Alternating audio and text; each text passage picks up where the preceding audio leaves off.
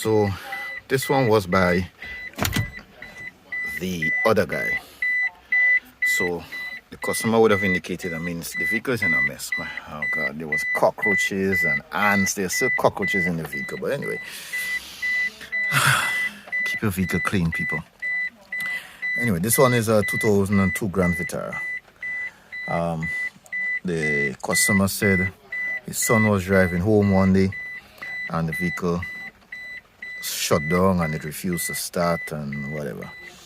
So he said he called the other technician and he came, he took the gentleman's computer, right? The computer lives under there.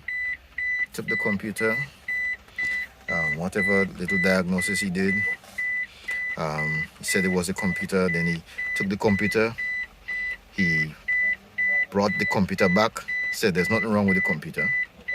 He took out the immobilizer module. He put WD-40 inside of it. And like I said before, WD-40 doesn't fix problem. WD-40 is not a magic solution. If you get it, you get it. Anyway, so he put WD-40 inside of it. That didn't fix it. He took $500 from the customer and he left. Never returned. Customer calling him. Customer can't get through. So then someone else would have referred the customer to me. Shout out to Carlo in Budge Grove. So he would have referred the customer to me. I'll let the customer know where I am. Space is very limited, but I'm going to give him an update. He never called back. And then out of the blue, he just said, listen, the vehicle's on a tow truck. I'm sending it down by you. If you could sort it out for me. So the vehicle came down. And that was last week, Wednesday.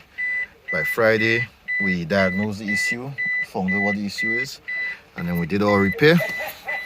So now, we switch on the ignition. I have the service engine light, we have the immobilizer light on. And now the vehicle is up and running.